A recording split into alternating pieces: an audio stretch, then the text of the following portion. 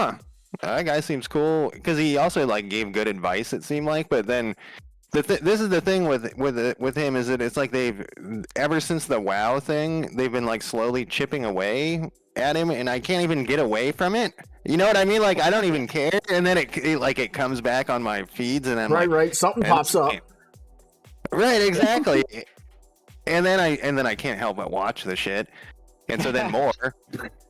And I'm surprised he hasn't taken a break, and that's why I was wondering if it's like his money is very tied into him having the stream.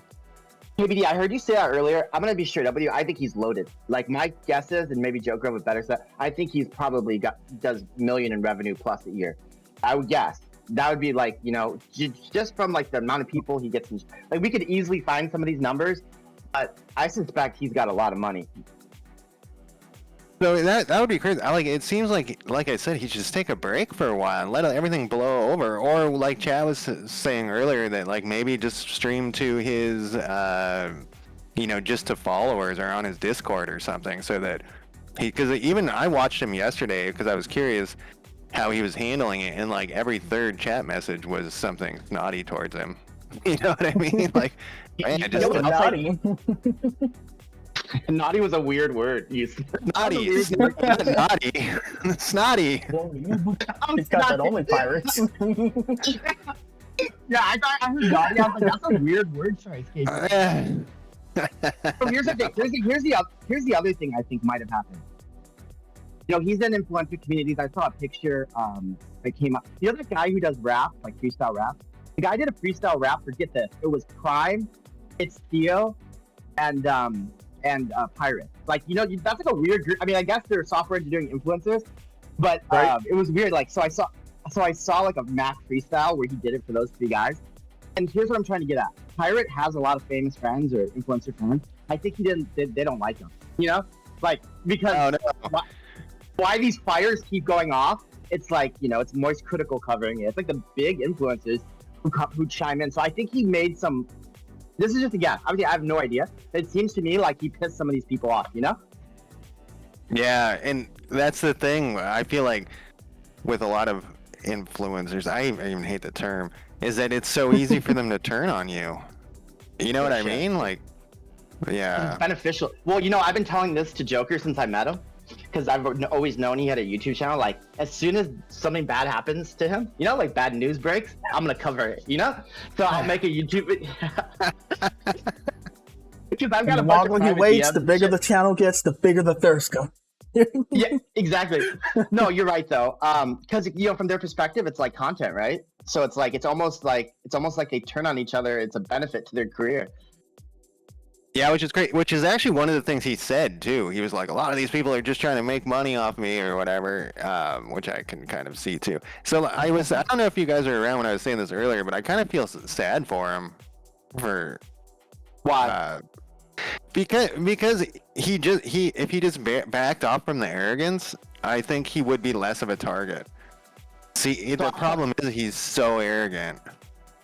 I want to talk about this because actually, there's so many layers about this that interest me. That's one of them, because I don't believe he's a very competent software engineer, maybe a game developer, but I don't. But how did he get so far? Like, how was he able to keep it up for so long?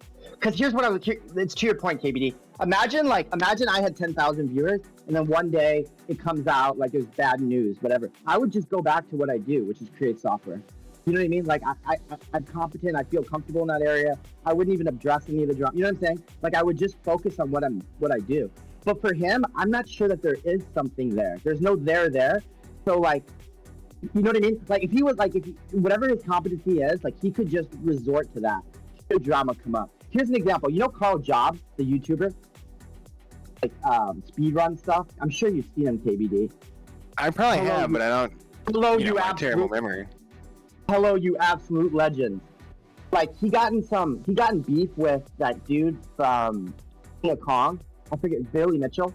Like they had like this legal case. Did you hear about it? It was a pretty big story, maybe like 2 months ago. But long story short, like he came out of it looking bad. But the next thing he did after all the bad news happened, he didn't stop streaming or creating YouTube content. What he did instead was just start doing what he did before, which was highlight speedrunner. Do you know what I'm saying? Like that was his core competency, and so like he just went right back to it. So yeah, I don't know. The whole situation is bizarre, but I don't feel bad for him, KBD. What I think is like he's gonna be all right if he could just go back to whatever it is that makes him good. I just don't know what that is. You know what I'm saying? Yeah, so I think one of his main attractions, honestly, is his voice. Yeah, for sure. And, Oh, some people think he People fakes like that to too. You know, the The first thing- time I was like, "Holy shit, dude! This guy's a deep voice, crazy," which I guess is also all bullshit. Which is like that. what is the story with? What's the I guess story? it's- What's the late I don't term know. pubescence? I don't know. Some people are saying that it just he has a voice setting on his stream, so he sounds. Apparently, deeper. when you hit your 30s or whatever, at least what he was saying, you can hit like a second puberty, and that's what happened to him. Or I don't know. Joker, I heard the same thing. I mean, doesn't that reek of bullshit? I've never Yeah. heard about it until it came out of his mouth. Doesn't that just? It sounds like just such a lie, you know? But maybe it's true. I don't know. People's voices do change. You guys know, like musicians. People sometimes, if you follow a musician for 30 years, sometimes I've heard them say, like, address like the question, "Why is your voice change?" You know, because they've been on the Yeah. road singing, smoking cigarettes, you know, drinking, you know. So after 30 years of that, your voice changes. So I don't want to rule it out completely, but it just strikes me as such bullshit. Right. So My homie Ash says, "Sad for scamming people." he said what? My homie Ash says it's sad for the people who were scammed. There was a bug. Oh man, I just found a bug in my game. Oh yeah, so that's that. So I totally thought he was pro Pirate Games too because of the name of his thing, and Yeah. so that was a new thing I learned when I was watching the code review stuff. Is they were talking about DRM, and I was like pretty shocked that he had any DRM on his stuff. I mean, I guess it doesn't work very well, but that like why There's ways I thought around he, Yeah, and so that also kind of changed my opinion. Like I still feel sad for him, but I think that's kind of a misrepresentation because I think everyone should just find their games on the back of a truck. You know, it's weird to me. Like the whole thing is really weird because it all started with that WoW thing. Unless it was going on before, and the WoW thing just brought it to my attention. It did start with the WoW thing. No, you're not making that up. If you would have I've been on stream for about a year, right? I've been streaming on Twitch for about a year. Like there was nobody stinging him. That's why when I asked Joker like what has he done? This is like maybe 8-10 months. There was almost no negative feedback about him. Right? Yeah, that was the Like, big explosion Joker, that's still going to this day. yeah, He's still but I mean, banning before people then, that was are there going really? in there and saying things about Is he? about the whole WoW situation. Do you understand the WoW situation? Because I don't really. Like he just played like a wimp or something. So in the they were game? playing World of Warcraft, and they were playing on a hardcore server. So once you die, you completely lose your character, right? Yeah. And they went on a raid, and from my understanding, their first attempt did not go too well, and they had to run and back off, retreat, right? Get out of there before they all die. And on their second attempt, where the situation occurred, and this is where I can kind of say not really his fault, but then the way he reacted kind of pushed everything. They were in there, things weren't going too well again, and somebody gave the order to run. So when somebody's yelling out, you've already had this problem, and all of a sudden someone takes control and they're yelling, run, run, run. You run, right? You take that order. Someone's taking charge of the group. And so he was running, and then I guess a few seconds later or whatever, he's asked, "Why are you running?" And that's when DC started giving, I guess, a smug response to the whole situation, and people thought he wasn't taking things seriously, and because he was the only one that actually ran, even though someone said run, run, run, he took the blame for all of that. And to KBD's point, there were a sequence of issues, right? There was the WoW thing that occurred. Then this was madness. I don't know if KBD caught this. There was a time when he went in a game. There was like a game in beta and he had a guild, and he had like his guild like run roughshod on all these smaller. Did you guys ever catch this story? This is not long after the WoW drama, but he had his guild like run roughshod in like some game that's in beta. It was really bizarre, and that was the second story I heard. Then people started to look into his credentials. The hacker stuff is so weird. You know what I mean? That sounds very weird. When in your life have you ever heard somebody come out and say, "Hello, look at me, I'm a hacker"? You know what I'm saying? Like, when in your life have you ever? I can't think of one. You know, like good hackers, like anonymous. Oh, Ash says Ashes of Creation. There was a game called Ash of Creation, and his and basically, if you didn't catch that story, it was right after the WoW. He was like running roughshod on people in this game, you know, because he had all these viewers, and I guess his guild was strong, and they were just like destroying people and like PvP. I'm gonna butcher it because I don't know the story or the game that well, but yeah, there was like that story that came up, and then the hacker thing. You know, somebody was looking into his credentials, and the hacker thing was just odd, you know, because there are hacker groups like Anonymous who are incredibly successful, but you know, you don't never. That's why they're called anonymous, right? Because they're actually doing some crazy shit. They don't want people to know, you know. So that was all weird. But I think the point that I think I want to make, like on the topic, is I was impressed when I read Blizzard dev, like on a YouTube video. Let's say this is true for Prime as well. When he wrote Netflix dev feels this way, or in Pirate's case, Blizzard dev does, you know.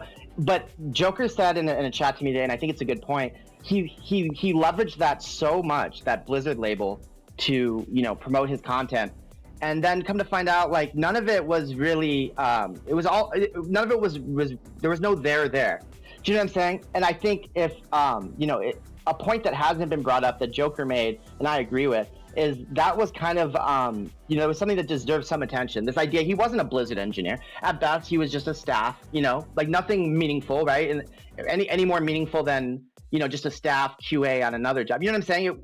I heard him say once, "I'm leaving AAA games," as if he was like, that was like some big deal. Do you know what I mean? Like, I heard him say, "I'm leaving," like, that would be like me saying, "I'm leaving logistics software." You know what I mean? Like, nobody gives a shit. It's going to go on, you know? Like, I'm just a staff dev. I got to stop. You know what I'm saying? Like, so I think that's a point that, you know, Joker made that I think's worth considering, because how did he get as big as he did if he didn't actually do anything? And I think a lot of that was on the branding. So there's two things. I think that like what Joker was saying about what happened with the WoW thing is all he needed to have done was, once again, just be like, you know what, I fucked up. I got scared and I ran away. Which other people were doing too, but don't, like, if you're gonna apologize, don't say other people were doing it too. But, you know, like, that's all he needed to say, and it would have blown over. But then because he kept like doubling down, that's when all the other people also were like, arrogance, whatever. Exactly, and then that's when, like, you were saying that you could see it right away, but I couldn't see it. But then when I saw clips later, I was like, oh wait, his tone is kind of like shitty. I thought his tone was just him trying to be helpful, but now I see through the tone. You know what I mean? And then other people are like, and I know part of it also is the framing. Like that clip that I'd be watching was, it would be cut so that I could see the tone very specifically. But even then, like I said, I watched him yesterday or the day before for, I don't know, like 10 minutes only. But his tone had been changed in my mind. You know, and it went from, oh, this guy's like trying to help out, to that, wow, this guy's kind of a dick. You know what I mean? Like it pulled the... Like, look, I'm gonna say it right now. I think Joker's a better game than Pirate. I don't think there's any real way to dispute that. Winner!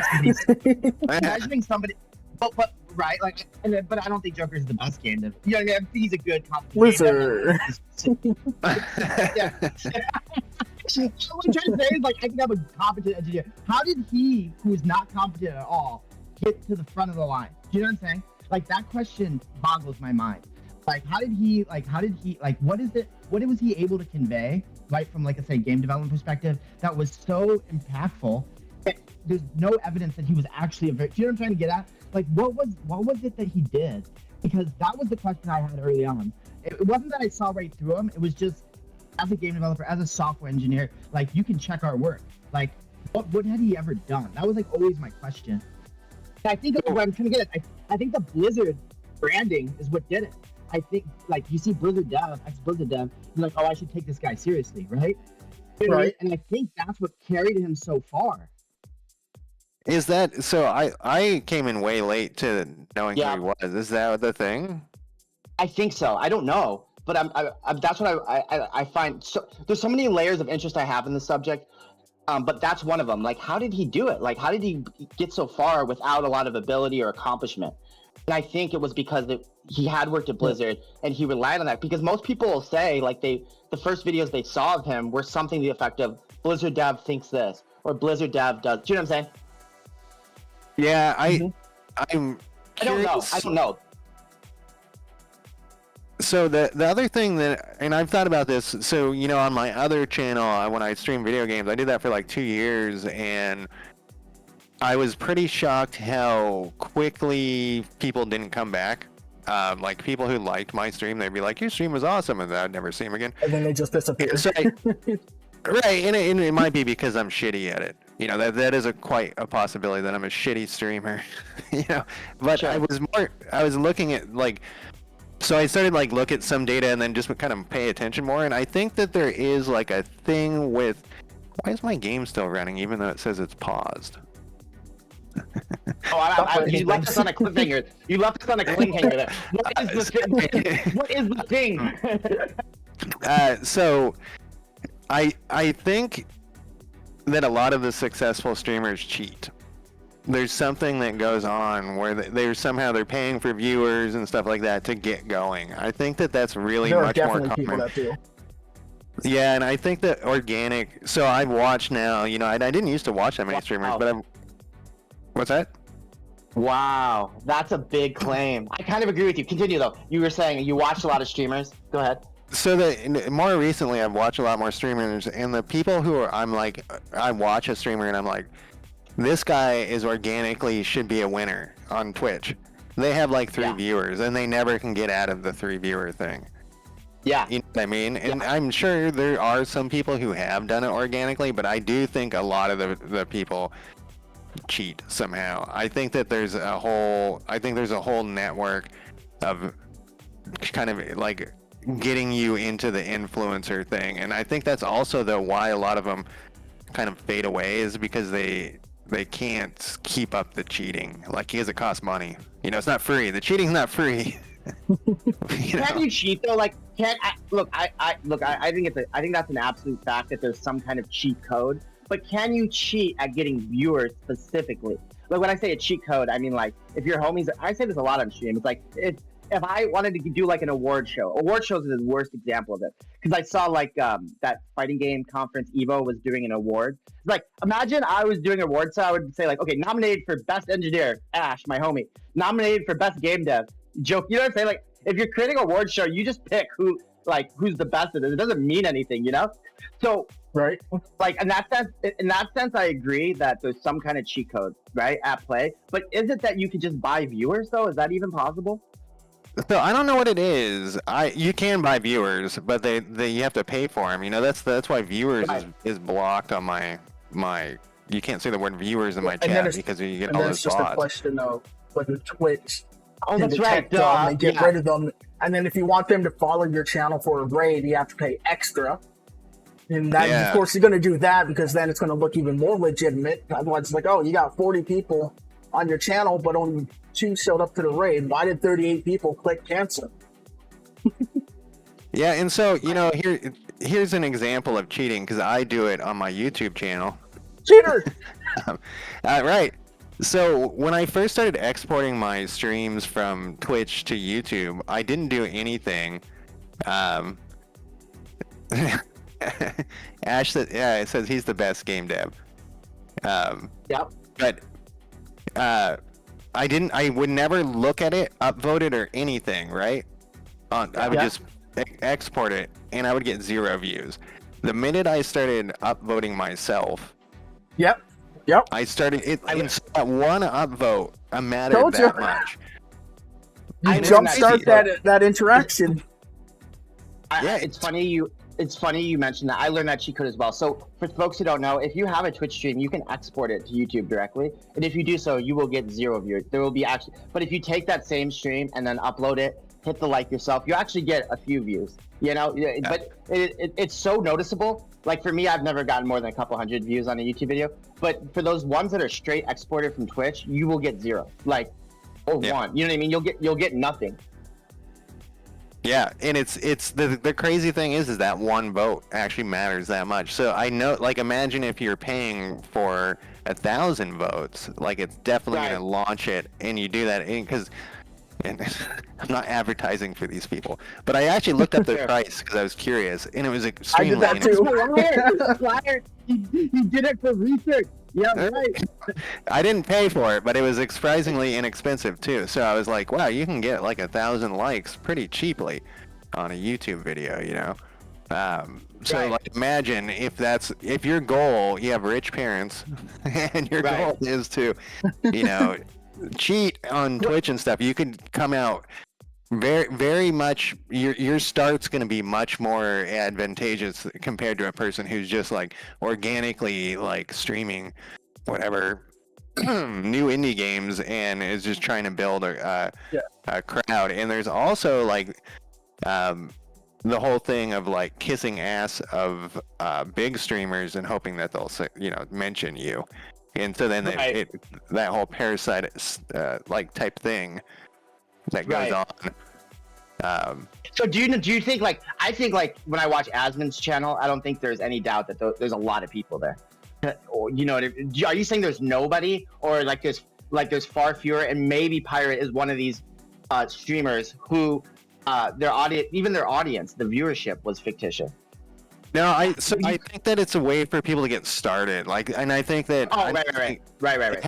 they have to eventually, or they give up, but they have to eventually get some viewers. And I think Pirate has real viewers. Like, his chat is filled up with people saying original stuff. You know what I mean? Like, it's Right. I think the real viewers, and especially because, like I said last time, they were kind of. What did I say? They're posting naughty stuff. You said naughty. I said snotty. If you take a look at the Discord now, I'm actually sharing the screen, and you can actually see some of Pirate stats here. Let's see. Let's look at it. Let me go over and I'll try to bring it up on mine too. The Joker streaming. Yeah, peak viewers 7,000. Yeah, this for Twitch.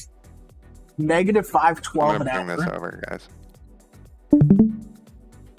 What do If you I have? can. Here, 1 second. I'm fixing on my stream, but go ahead. If there's something you're looking at. All right.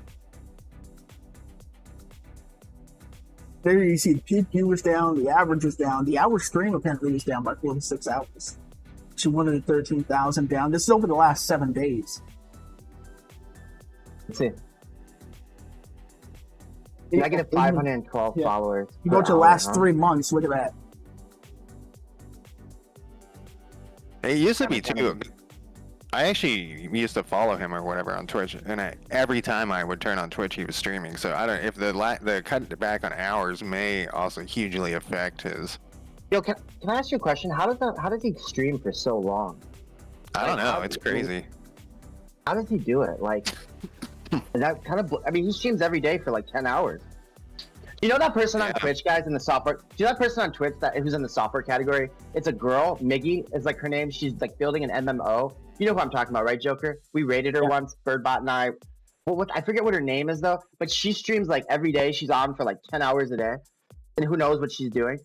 But like their ability to stay on stream for that long is kind of mind-boggling. Especially programming, man. My brain would be mush Yeah. after. It already is mush after 3 hours. Oh, there's the numbers. Here we have YouTube, well- the last 30 days, minus 140,000. Yeah. Whoa, he makes between. Is that for real? No. Yeah, Their but estimations, it's I mean, true. there's a wide, huge gap. But Yeah, but I bet he does make a million. I bet and actually, and when I'm saying this, I'm saying it just kind of like shot in the dark. I wouldn't be, if I had that type of audience, I think you could monetize it to $1 million pretty easily. That's so many people watching your content. You know what I mean? Like, I totally believe it that he's making $1 million a year. look at that. He's losing like 10K a day. Why is it 10K? Like, why isn't it like 5K and then 6K and then 7K? I do see that 10K. Why is that? Like, why is it at 10K? Is that? Just like, what people keep on why is it subscribing always every 10K? day. I mean, I'm sure it's like Yeah, but why 10,000 10K? something, but I don't know. It's always 10K. Yeah, that is weird. Oh, there you go. That it Daily isn't- average 4.7, weekly average 40. Or maybe it's just maybe it's just a rough estimate, you know, like maybe it's like could be like 10 Right. to 15 or 10 to 20. Yeah, because it would be so weird if it was 10K every day. How many people does he have on YouTube? Millions. Let's see. I guess so. Subscribers Oh, at is the that what moment? that number is right there? 2.4 million? Yeah, Oh, I didn't know he was that huge on YouTube. he started at Yeah, he's 2.51 in the last little bit. Now Well, we're that's down to another 2.4. reason. That's Last another 14 reason days. why everyone's talking about him. I didn't know he was that huge on YouTube. I thought he was just more of a Twitch person. Yeah, Well, and you know his, the I other know thing his too short is like completely blew up.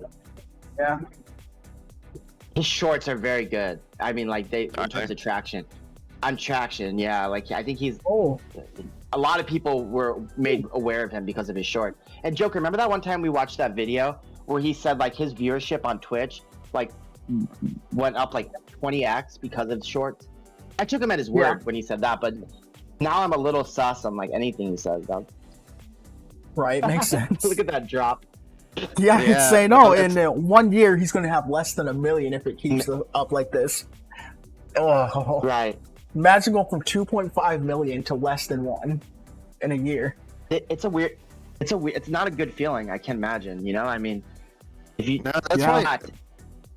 that's why I kind of, like I said, I feel sorry for him because I don't think he understands that the problems that he's running into are self-created, and he just needs to be less arrogant.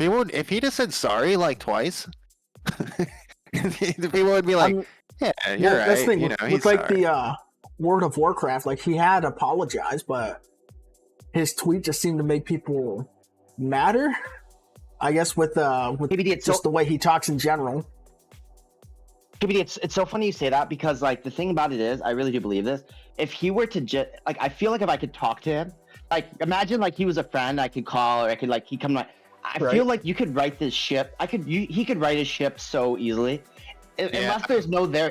Unless there's no there. That's the only thing. Unless his whole shtick was just all built on dust.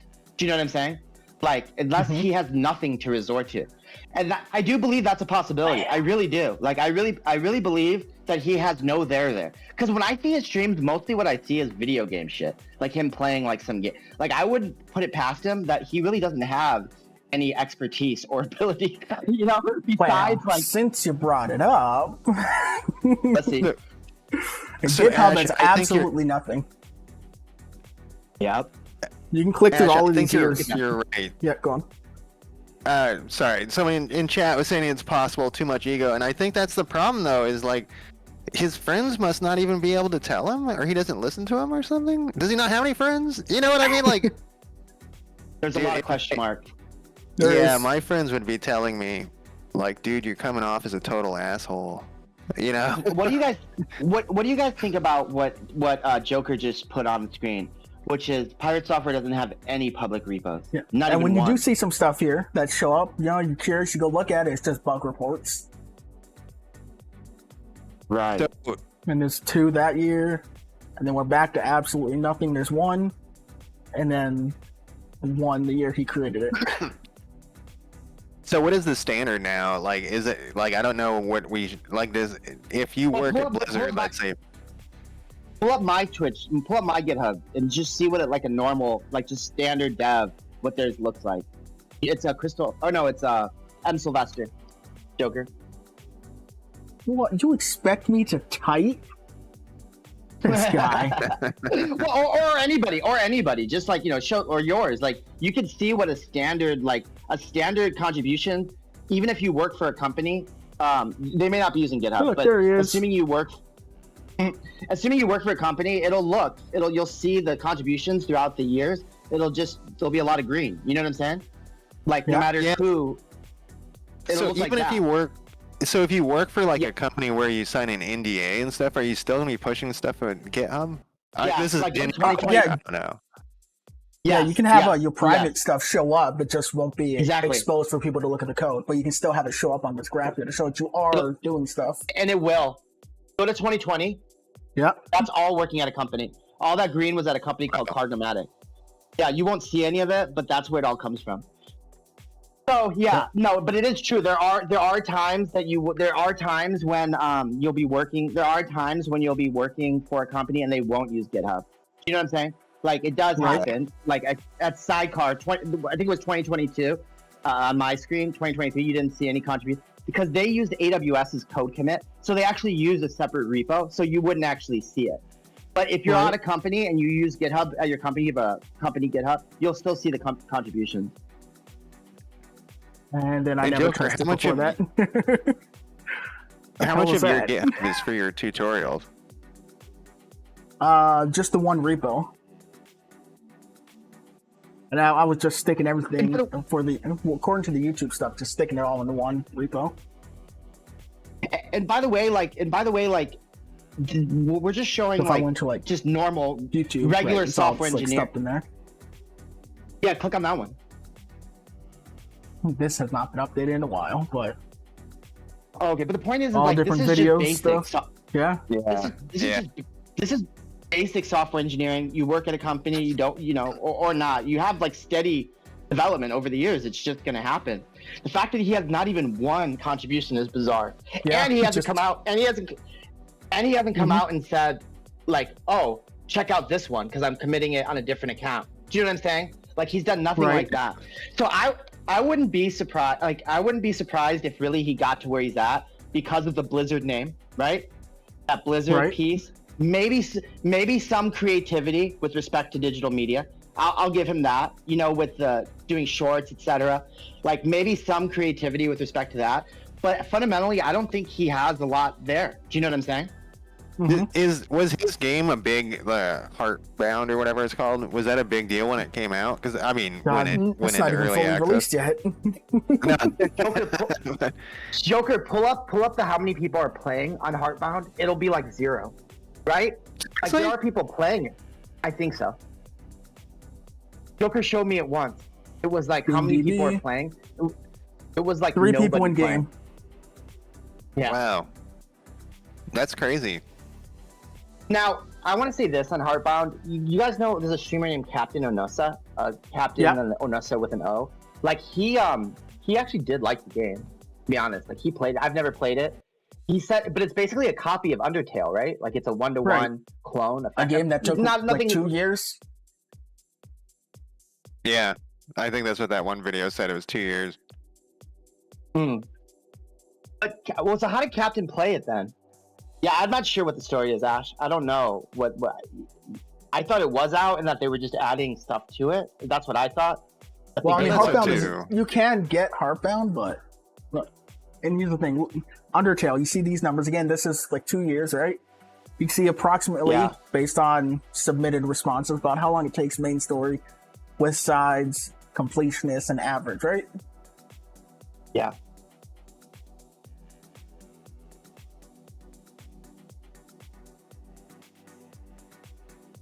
Two and a half hours. Yeah. For like 4 It's- times so- the length of dev. Yeah. And that's the all other we're sitting thing- on. The other thing too, which we haven't even mentioned, is his whole anti stance on the killing games thing in Europe. He has Yeah, a let's live talk about service it. What are game. your thoughts? So I think it's definitely something that is really needs to be required because there's so many games that I've bought and I can think of 2 of them Yeah. off the top of my head that their servers closed. I didn't know that they were right on the verge of closing. You know, I was like, oh, this game's on sale. Oh I'm yeah, gonna one buy of it those for things you get $10. last month. Yeah, exactly. And one of them, it literally was like 3 days. I got to play it. It was on sale for like $2, and I was like, "Why is this on sale? I'm gonna buy this." And then the servers were gone, and I was like, "Wait, why did they just let that?" Because it was one of those games. It was one of those asymmetrical, Yeah.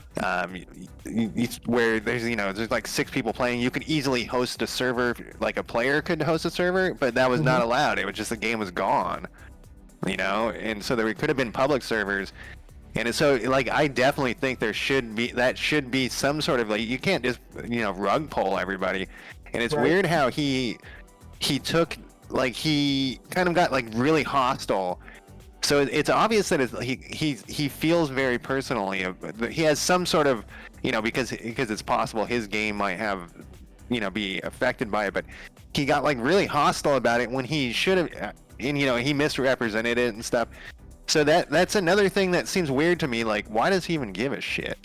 You know what I mean? Like, it's in Europe. I want to talk about that, but does anybody know why it's not possible in America?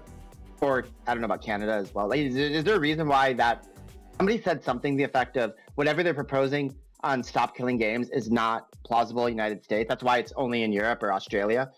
Does anybody know why it's not possible in America? I think it would Probably just be some kind very of technicality. difficult. Yeah, I think it would just be difficult to get our government to give a shit about video games. So there is something that I now Moist Critical covered this story with Pirate, like the whole shebang, and he said something like, and I don't think this is what's required by Stop Killing Games, but I was hearing whispers like of people wanting this to mandate that you turn over the code, the source code for the game, so it could be supported by private servers. And that's where I'm going to be honest with you. My position, I just don't know enough. Like, in theory, I like the idea of, like, but if it's getting to the point where, like, your intellectual property has to become public intellectual property, that makes me a little bit nervous. And I don't know if that is part of the, but I did hear people say things to this effect. I believe it was Moist and Asman, either in the chat and also aloud, saying something effective, like, at the end, the code has to then become public. And I didn't like the idea of that. You know what I'm saying? Stinkawinks STG, I don't know what that is. Stop Killing Games. Something game? Stop TG? I don't know, Crystal. I don't know if is it, because that is a little bit that I can understand having some, like, for me, my game's open source, so I don't give a shit, but I can understand, like, but if I had code and this was my livelihood, like my intellectual property, I did something really great with it, like I wouldn't want to have to turn that over. You know what I'm saying? I don't know, like, here, I want to say it. So that is, I don't know enough about it, but I did hear some whispers about this that could be at the end, like, because here's the thing, I don't know all the specifics, but what I want to say about Pirate's involvement, because you brought it up, and I think it's a great point. How he reacted to reading it was so bizarre. Pirate, and again, it was a little bit maybe out of context. I didn't watch the whole stream, but Pirate's reading the Stop Killing Games proposal, and he's like, "This is dog shit. I'm gonna actively campaign against it." It was surreal to see how he reacted to, a piece of legislation, and I guess that he didn't agree with. It was so, like, out of line. You know what I'm saying? And all his arguments against it, I don't find very convincing. But, like, I'm saying, there are some pieces about just the idea of requiring a company to either turn over code, or I just don't know what it would look like. I'd like to see, I need to know more, but I don't like the idea of killing games. I think I love, I'm a retro game collector. I love that we can keep the past alive. I want that to be true, but I always get nervous when, the government comes in to mandate you, for example, to turn over your code or something like that, But his reaction was the part that I think you're talking about, and I totally agree. It's just bizarre how he comes out, like, he gets almost, like, offensive, calls the dude a used car salesman, which obviously he wasn't. Do you see that? Like, he obviously wasn't a used car salesman. He was just a guy who really believed strongly in this, put together a pretty well thought out, presumably well thought out approach, definitely put action into it, but he was anything but a used car salesman. Glowbox, thank you for the follow.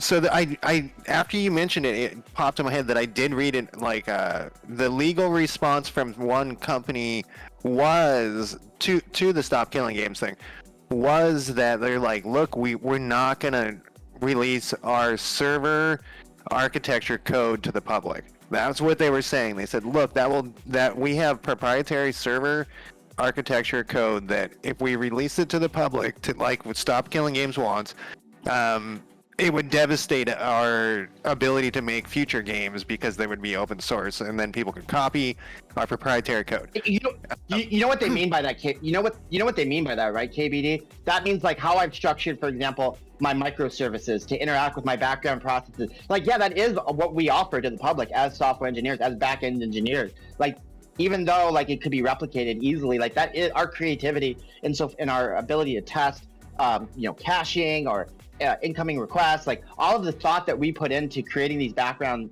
server architecture, like, that is our IP, like, that is our, so to the extent that somebody's going to mandate me to release that makes me a little bit nervous. Do you know what I'm saying? Right, and I can kind of I can kind of empathize with that argument. Like I can but I still think there could be a balance. Like I don't think Stop Killing Games also is saying that you need to maintain the servers forever. I think isn't it like 3 years or something after the game is. I think they're specifically saying that they don't want to maintain the servers, but I think what they are saying is that architecture they use to set up the servers, they need to allow the public. And I'm spitballing here because this may not be, but hearing what you just said now and then some of the other I think what they're saying is that architecture that they use to set up the servers needs to be allowed for the public to set up their own servers to keep the game alive. But I don't believe they're saying that you have to pay for the EC2 server. But yeah, but just releasing their server architecture is IP, is the point I was. Yeah. However they. That in of itself is, and if you're a company and you're doing another game, you just fucking Exploit City. You just released Exploit City. You know exactly how. So I have a lot of questions, and I'm not. Many of these are probably thought out, well reasoned already, because it looked like they had.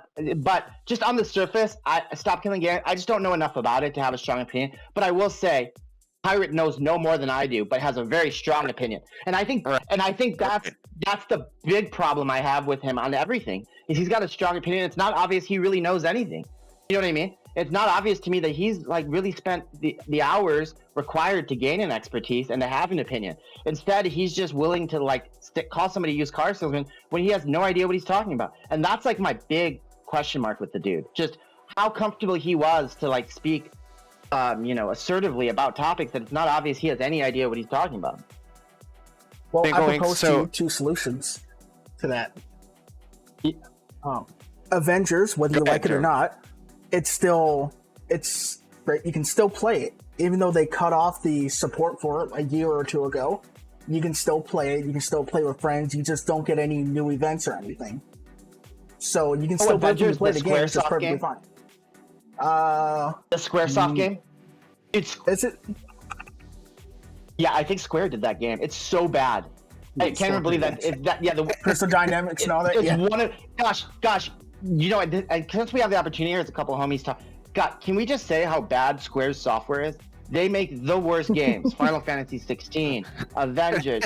Like that studio is got to be the most incompetent. Everything they create has no ingenuity, no attraction. Like, do you guys play Final Fantasy 16? Or the Final Fantasy 7 remakes? They're so bad.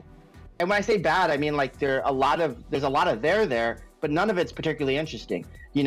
60 hours of gameplay, but all of it's just kind of boring. And for a company like Square, who was very famous in the 90s for people like me and KBD, made some of the best experiences of that era. Like, gosh, their modern software is just terrible. So Stinklewigs, you have a very zen take on the whole thing. He's saying that his vote would be nothing lasts forever. Learn to love what memories you made and move on to another game or make one. That's a very. Okay. I like that. That is an option. I like his take. I like his take. It's not like it's something that should be in the public discussion, right? Because we're talking about media here. And media exists at a point in time, and that's what video games are. You create something that people consume. In the same way they consume a video, just more interactive, right? But they're not eating something. They're not like using it as a construct. It's just media. And so media has a time and a place. So in that sense, I totally agree with them, and it should be part of the public discussion. And I'll also say the world, and you guys know this if you follow old school gaming, has done a great job of preserving the past. Like, I mean, outside of like the contracts of government or corporations, like individuals have stepped up and really made certain that they've made ROMs available of unreleased games. You know what I'm saying?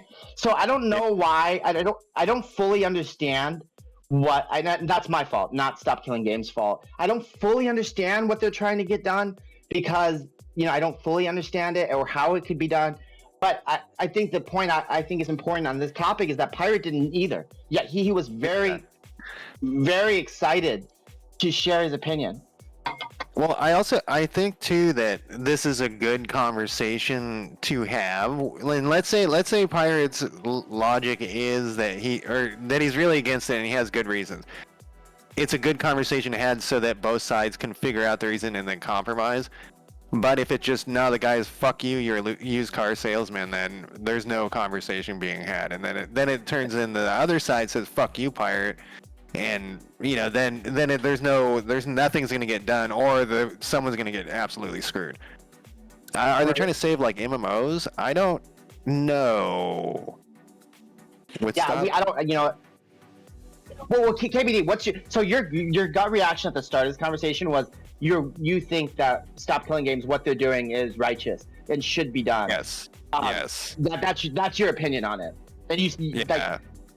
However we get there, we need to get there. Yeah, to a point. Like there definitely has to be some sort of like, you can't be like, well, you have to release your code. But I've said this multiple times where I've played in any game that just goes belly up, and then but there's still a huge community, and it's like, why don't they just release this open source? They're not going to make any more money off of it. It's dead. You know what I mean? Right. But they won't.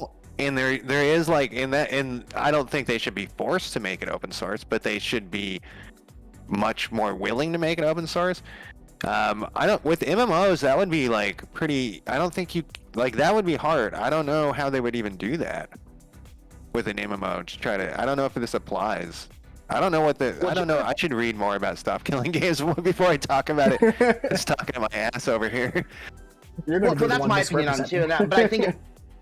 But I think it's illustrative of the problem, because I don't know how long he looked at it, but he wasn't giving it a significant amount of time. I'm talking about Pirate Software here.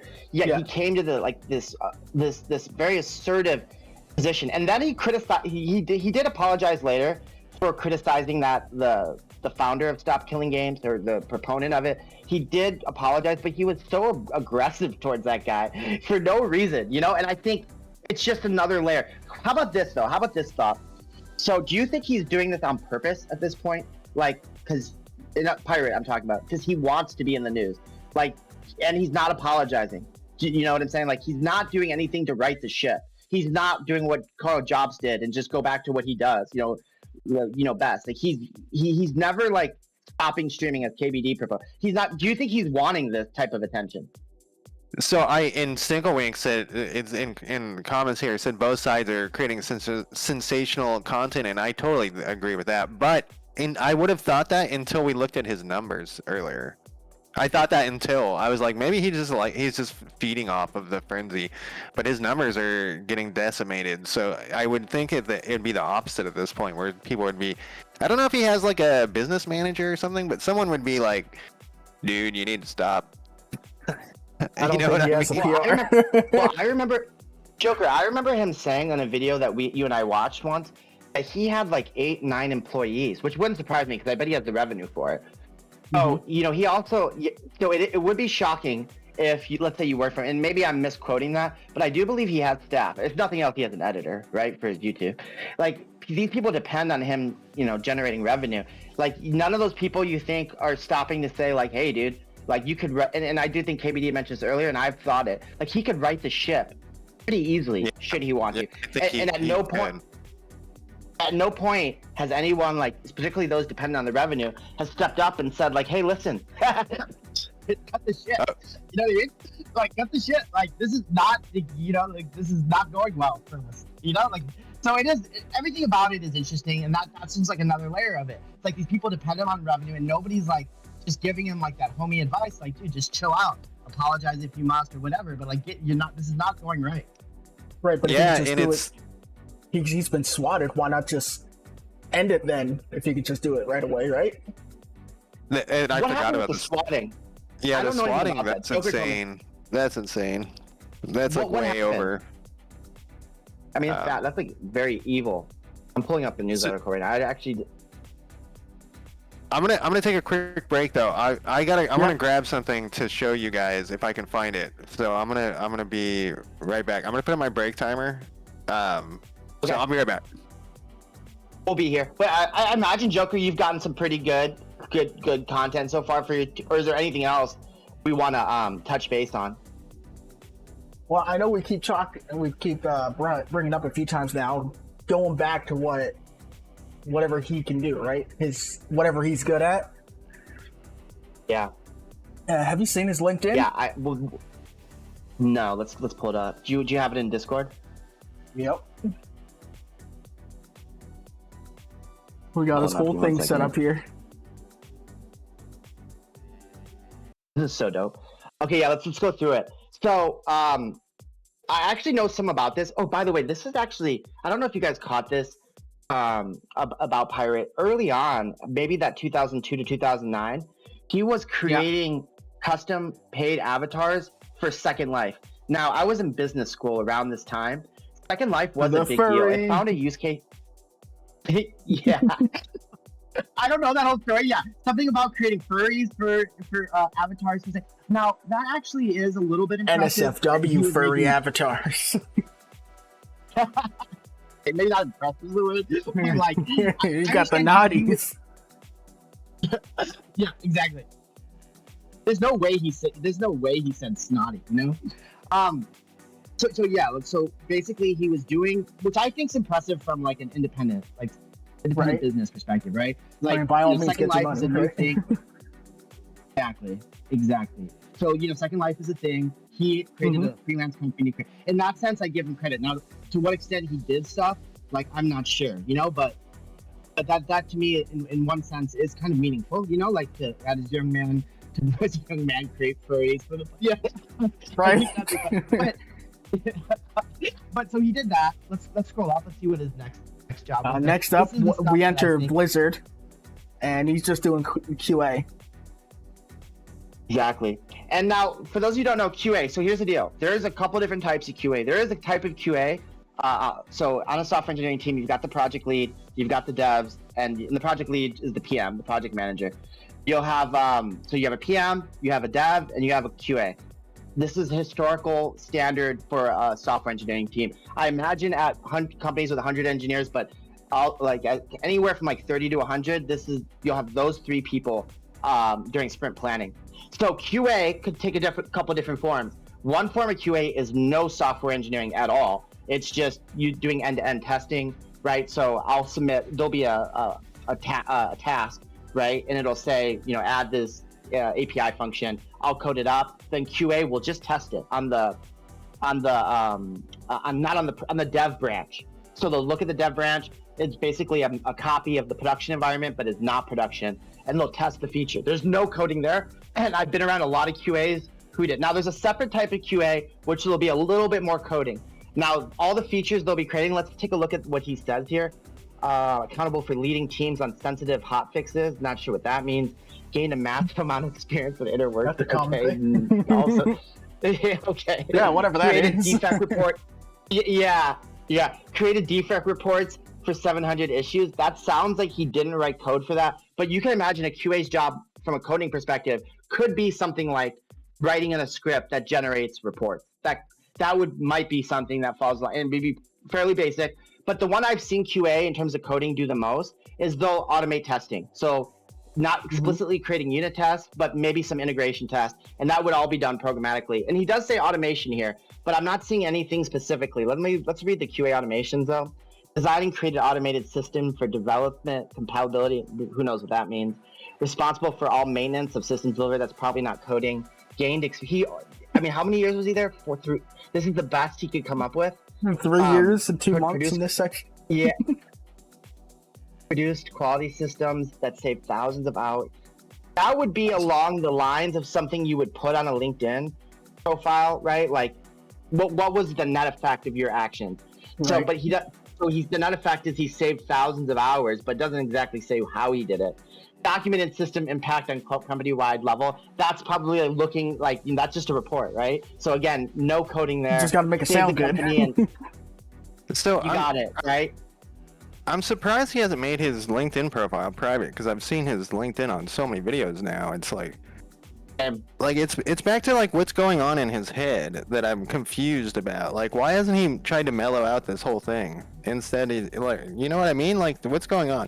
But I was able to find the thing. This is my old punk rock jacket, and it actually says, "This is wow. Oh, where's my camera?"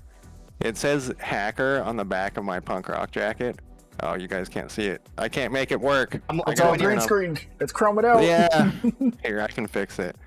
I gotta turn off my background. You're gonna see some crazy shit behind me. You saw it for a second? Yeah, where are we at here? Video. Virtual background. Okay. So it says hacker. Where's my camera? There we go. On the back of my leather. So you were saying that no one. See, I used to be really punk rock. I had like spikes and stuff. Um, Back in the day. no one would say that they were a hacker, but I used to. So I don't know. I don't know if that's a. That was. Disqualifies them. Yeah, I don't know. Yeah. So that's a great jacket, though. It looks dope. It looks real dope. Yeah, I'm too old. I'm too old to wear it anymore. It's a sad, dude, thing. But you should totally do it next stream. It's for the girls. Yeah, it kind of worked for the girls. I mean, yeah, as Ash brought up, I guess credit where credit's due. Right? He's got a ferret rescue. Yeah, Ash mentioned this. Credit where credit's due. Credit where credit's due, right? It's something good. Save the animals. Yeah. Ferrets smell so bad, dude. Like, I don't know if you guys have ever been around a ferret. It's like the most. It's the most. They secrete some like oil. Oh my god, dude, they're so nasty. Can we keep looking at his LinkedIn though? We checked out the QA. So this is a whole lot. So here's what I was saying while you were gone, KBD. Look, that the furry stuff he was doing was, I think, actually pretty good. He was very furry. W avatars for Second Life. That's actually kind of smart to me. I think he had said, I had heard, and he was doing 10K in revenue a month from selling these Second Life avatars, which might not be true, but if that is true, like, good work. The automation, look, and this is totally possible. Ash said earlier, Blizzard janitor. Anybody who's worked at a company, Microsoft, there is totally a possibility that you could do a whole lot of nothing for 3 years. You know what I mean? Like, it's totally possible. So I'm looking at this QA analyst stuff, and I'm not seeing somebody who had a lot of impact. It's totally possible if you're on a larger team that you kind of just get absorbed. Somebody's carrying your load. But, what did you really do there? Nothing impactful that I can see in 3 years. That was over 3 different games here. Oh, yeah. I mean, that sounds good. It sounds like it's awesome. I mean, those are huge games, dude, right? Yeah. Diablo 3. Well, these are... So if you had actually worked and had meaningful tickets, let's say, at any of those games, you would have something to say. Do you want to pull up my stream, my LinkedIn real quick, Joker? It's Michael Sylvester. Like, you could see, like... Can you put anything on your LinkedIn? Don't you link it to the company? Yeah, but I just want to show you real quick, Joker, if you could put in Michael's... Oh, you don't have your keyboard. But usually what you put is what you actually did. So, like, you'll see if he pulls up mine, it'll say what I actually did. What are the tickets that I thought were most interesting to the world? Do you know what I mean? Like, something I actually did. Yeah. So, like, if you look at, like, just the last one, which was Cargomatic or Sidecar, I forget what I have on there. Spearheaded cross-functional integration between legacy and Affordable Care Act systems by implementing a microservice architect. Look, it's very specific. It's like, what did I actually do? What did I actually do? What I did, and this is very standard, you take the tickets that you did and you highlight those tickets. You know what I'm saying? Like, as a software engineer. And that's what you, like, specifically, what is it that you did? You want to see stuff like, oh, I saved the company 10,000 hours. But the truth is, most of the stuff I did, maybe his situation would be a little bit different. If you worked at a big, like a Stark. But most of the stuff I did, it was hard to measure the actual impact. But yeah, you kind of want to, like, say like, oh, I did this and it had this impact. So most of this, go ahead.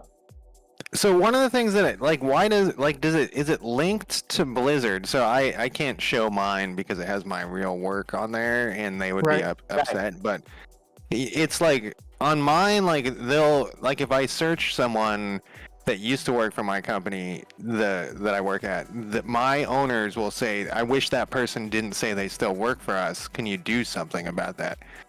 You know what I mean? Like, it's weird that, like, is Blizzard... I know, like, his dad works for Blizzard or something, but doesn't it seem like Blizzard would say something, like, don't say that you used to do stuff if it was lies?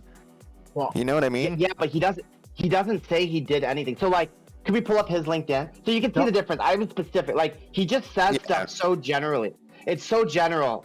Like, the only thing, like, the created defect reports, which is obviously not a software engineering task, for roughly, and nothing wrong with, dude, working on the, when you work, most of your tickets are not that interesting, frankly. Like, I always say it like this, like in a 12-month period, you know, I'll in my career, there's basically 2 or 3 projects I work on a year that I want to talk about. A lot of it is just like, you know, fix this bug, or, you know, depending on what you're working on. So it's not that weird that he wouldn't have a lot, but at the same time, like, he's not really pointing to like anything particularly meaningful from a software engineering perspective, right? He's the Bob Ross of coding, yet he worked at 3 years, 2 months at Blizzard, worked on StarCraft, World of Warcraft, and all he did was create roughly 700 issue tickets. Do you know what I'm saying? Let's get someone that works at Blizzard that we know that can trust, then to counterclaim. Imagine that comes out. Someone that worked there says, "No, you didn't." That would yeah. What's above that? What's the? We go to platform services QA again. Assistant lead. So he's almost at the lead QA. And again, look at those games he worked on. I'm going to be straight up with you. Like, you could see my LinkedIn, like, nobody knows who Sidecar Health is. These are companies that have raised $100 million. But, you know, you imagine you worked on StarCraft 2, how awesome that would be, you know? Yeah, or World of Warcraft. These are huge, like, World Mr. Pandaria is one of the legendary. These are awesome projects. Let's see what he did. Mentored and led a team of security professionals. Identified, reported, and proposed solution. That's nothing. Performed forensic analysis. That's like probably a legitimate task, but not a whole lot of outcome there. He's the assistant lead. Communicated effectively with large numbers of teams. What does that even mean? What I'm trying to get at is, you know, he was in or around these projects, but he didn't have any impact. All of this stuff, none of it is, you know, particularly meaningful. And while it might be true, your point, KBD, that he did, like, nobody at Blizzard has come out and said any of this is false. He probably was in that team, but the point is an honest take on his experience would be, you know, I was just a staff QA. Yeah, and he's probably good at QA. But when he makes all these audacious claims, like Blizzard Dev, and this is to my earlier point where how he kind of blew up. Blizzard Dev thinks this about why, you know, on his YouTube videos. When he says I'm the Bob Ross, when he makes all these audacious claims, and you look at, well, what did you do? You know, it's that's the disconnect. Yeah, and I think that once again, like, why hasn't any? And I wonder, this happens a lot with, like, pretty much all famous people when they do something stupid. I always wonder, like, don't they have a handler or something that tells them not to do stupid shit? You know, and it's the same thing. Like, why doesn't he have friends or? Do you think he has yes men around him? Like, look, I've never been in that position, so like I can't really say. I do think, like, look, anything we're talking right here, we're having an awesome time, but, you know, there's only a handful of people, like, you know, interested in what we have to say. Imagine everything you say. Hundreds of thousands and millions of people are listening. I have no idea what that's like. You know, I mean, I can't really relate. So, but I guess in those situations, they just have yes men around them. Nobody's like, like KBD or myself, KBD or myself or Joker. Just pull them aside and be like, dude, like, you've got something amazing here. Like, let's just right the ship a little bit. Like, not even one person around him. You know, it is a little shocking. Yeah. No, it's weird. So that's 4 years. He's worked on the coolest projects, like, in our lifetime, some of the cooler games in our lifetime, right? Something I would have loved to work on. And we haven't seen it. You know, he communicated effectively with a large number of teams. That was his main takeaway. Okay. Yeah, exactly. I'm not seeing a whole lot. The defect reports, that's like standard stuff maybe that you would do. Defect report doesn't sound that familiar from my experience, but I imagine it's just another set of tests that, you know, part of a QA team, right, type stuff. So associate test engineer, again, best game. 6 months. Some of the better games. Yeah. Oh, it was only 6 months. He mentored and led a team, so he did the same thing. I don't know what he's mentoring him on, but okay. Identified, report, and pose solution. Again, so vague. Perform forensic analysis on. So sounds like what he's doing a lot of is just documentation. If you were to read this, like, just objectively, you knew nothing about. Wait a minute. Do I want to hire this guy? Do I want to hire this guy? Like, what are you hiring him to do? Is like write defect reports, like, and mentor people? Like, yeah, he copied it, didn't he? He just copied it. Yeah, everything's copy paste except for this last line. The only thing that was added. Team and led it to victory. What does that mean? What team? What did you do? What victory? Yeah, it's wow. What's up higher than that? Because I'm curious. Yeah, you go to associate application security engineer. A lot of big words. Yeah, manage web applications. So websites. So what web app, yeah. So that would be something maybe like how the permissions for like incoming requests, maybe you would have something there, I guess. I mean, it's so vague that it doesn't mean anything. In a leadership role on a newly formed team. Yeah, okay. But what did you do? You know, yeah, exactly. And this does happen at companies, right? Look, I don't have a lot of experience at large companies. My first job was at Accenture, and then my second job was at Price. But this is like but it's really reading this. It's like he didn't do a whole lot. You know what I'm saying? Like you imagine we're now 6 years into his career at Blizzard, and he's pretty much good at leading teams. It's not clear. Communicating with other teams. Defect reports seems like the only tangible skill I've seen here. You know what I'm saying? Like it's not obvious. Like looking at this makes me feel like I need to update my LinkedIn with more bullshit. It's like, why even try to describe what you actually did to get something done when you just put a bunch of bullshit? Just be vague. It'll sound good. Yeah, right? We got to copy paste for the next 3 months. For a short while at my day job, just out of the blue one day, the owner said "Can you keep track of everything you do?" And I was like, what do you mean? And he's like, yeah, just write down everything you do, and then at the end of the week, turn it into me. And so I started doing that, and I would just write solve the ticket or whatever. But then at the end of the week, I would make it sound like this. I would literally be infiltrated and exploited physical access control, and that would be I got a new key made, And it's funny that reading this is totally exactly how I'd write it. And then he would come to me on the next Monday, and he'd be like, "Wow, you really did a lot of stuff," and I'd be like, "Yeah." It's up to you. Make it sound as amazing as you can. I got a couple comments from Ash. She said, "First job, worked with client." In my resume, when I was really sent one mail. Oh, so Ash is saying this does happen when you're working with business with a. You make it sound a lot better than it is, and I'm not even sure that he's doing a lot of that here. And then Ash says, "Was it using ChatGPT before it was known?" Maybe. I mean, it's so vague. Really on your LinkedIn, and again, one thing I'll give him a pass on is he's already a brand, so he doesn't have to say a whole lot. Yeah. On my LinkedIn, I'm trying to sell myself. So that's why I'm going. But if you were to just research, how do I do a good LinkedIn or resume? You wouldn't find that this is the suggestions you get, to just be so vague that it's meaningless, right? And I think particularly when talking about Pirate, it's trying to figure out how did he actually get to where he's at. His LinkedIn does nothing to solve that problem, except for the fact that he's worked on big brands. You know what it's kind of like? It's kind of like when I was a kid, KBD will remember this. Final Fantasy VII was launched in 97. And for Final Fantasy VII, it looked incredible. The screenshots, but none of that was the gameplay. They didn't show any of the gameplay for the game. It was all the full, the video, the not pre-rendered cinematics and all that. The pre-rendered. Nowadays, you have to say this is not actual gameplay on game trailers. You guys notice that? Maybe the last part. Yeah. You say this is not the actual game. Specify if it's in game footage. They didn't have.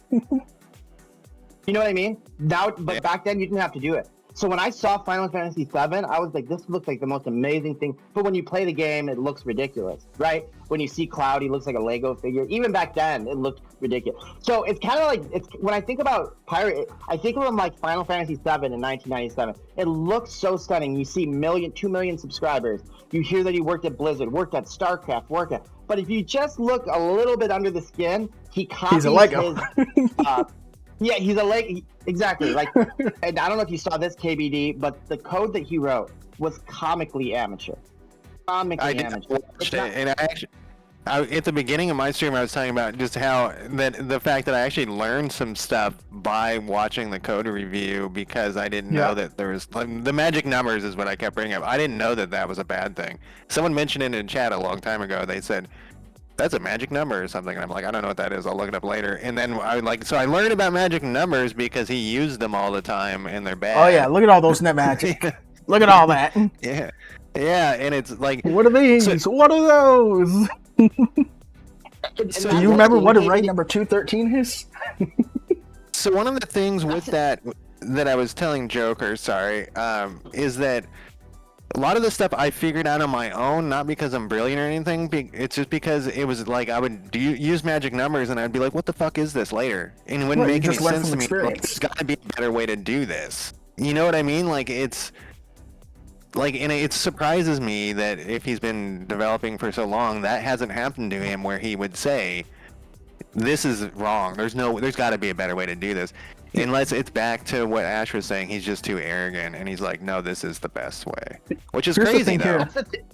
That's the thing, KBD. That's the thing. Like when you look at his code, and I was actually watching the coding with Jesus coding guy, that guy who did the first That's code what I review. watched. Yeah.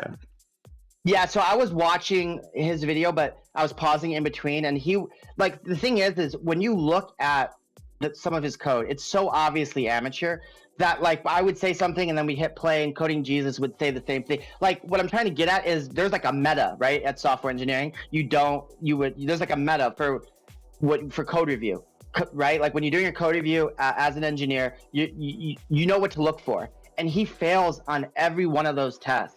Right, like the magic numbers you brought up, but the one that I thought was most egregious was when he populated an empty array of size 7 with all zeros, and he wrote out index 1 equals 0, index 2 equals 0. Okay. It was so egregious. You would never, and it's not even. And here's like the main point. It's not something that you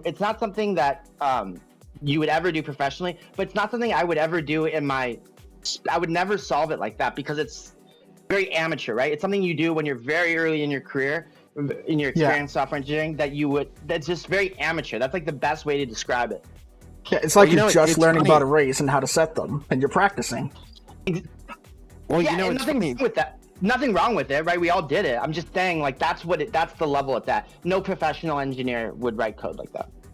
Well, the thing that's funny about that too is I remember vividly copying and pasting in something and then changing the numbers, Same. and someone in chat immediately saying, "Why don't you make that a for loop?"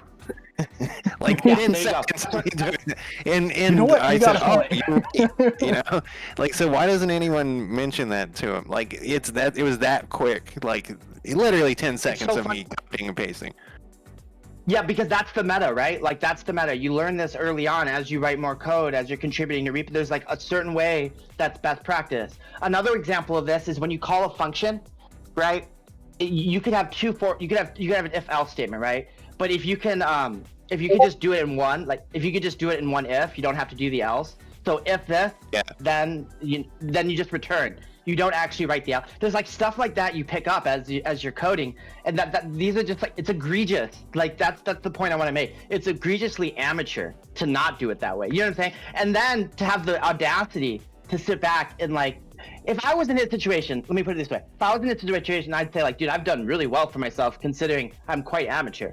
You know what I mean? Like I would be like really proud, be like I would have no shame and like telling the world like, dude, I've done really well. You could do it with this limited experience. Instead, he purports to be an expert, or at least is comfortable with people purporting him to be an expert when he's not. And that's like the part that I find so crazy. And yeah, maybe he has nobody around him saying it. Maybe he's so delusional. I have no idea what's going through his head. But that's why I was so happy to do this call and encourage Joker to do a video, because it's just so interesting. Like everything about it is interesting. Cinco in my chat pointed out his website is also really basic. I sent a link to you guys. I pulled it up for a minute, then I was like, wait, you guys probably want to see this too. Yeah, I'll check it It out. is very What do basic. we got? What do we got here for his Blizzard Entertainment? Above it, Well, the senior red team. we got the specialist. senior red, Maybe yeah. check this out, yeah. Infiltrated exploited physical access controls. So is this where he was a hacker? Is this his hacker portion of the resume? I would assume so. Go with now Red I Hat know what this hackers. is. So now I know what this is. This is Social I engineering. didn't know. Yes, exactly. Yeah, coding what's it? Coding with Jesus.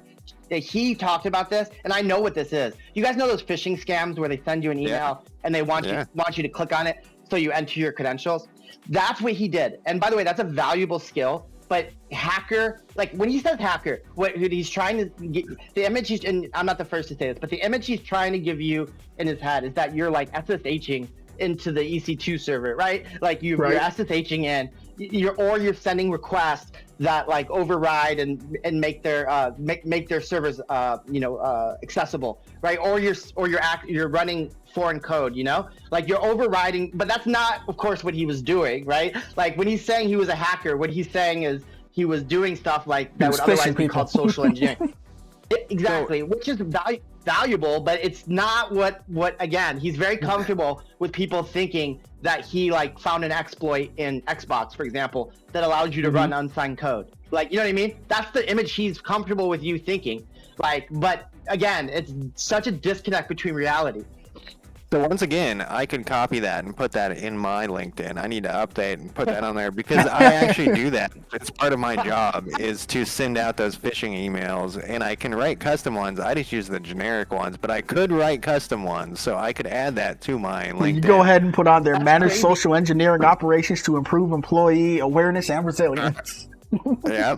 So that was such a revealing example. Like, but would you call yourself? Well, of course I guess the answer is yes because you have the jack. But would you call yourself a hacker, or would you be comfortable with people thinking that you could hack into the FBI? Like, would you be comfortable? No. Like with that's what I'm trying to get at. Is like he's very comfortable. I've heard him say egregious stuff, but he's very comfortable with people thinking he's an expert. I wouldn't feel comfortable.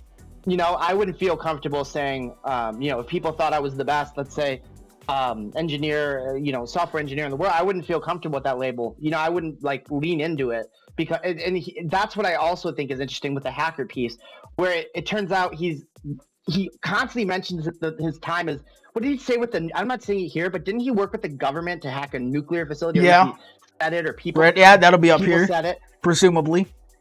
Right after Amazon, where Amazon, we finally get a language mentioned here, Python.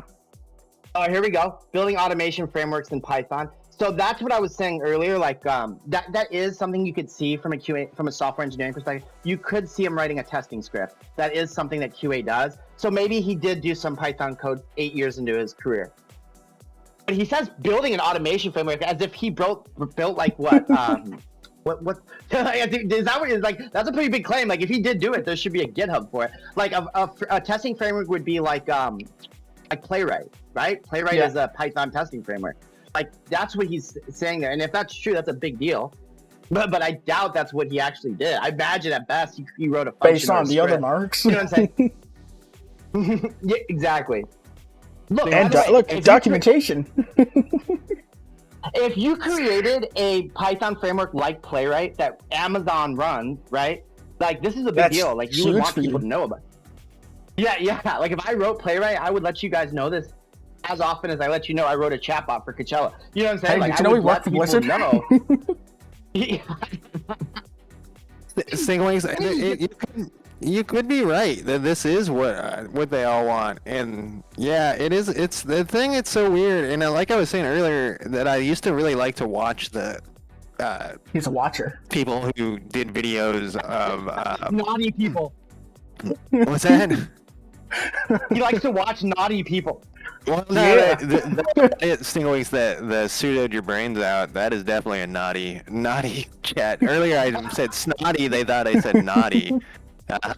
But no, it is weird. Like I used to like to watch the scam videos, people taking down like scam video games. But it's weird that it is, and maybe he is just living rent free in our heads, and this is all part of the plan. Is that? But Right. so if we hadn't looked at those numbers, I would be more into agreeing. But it's so weird to me that this is, and is it so?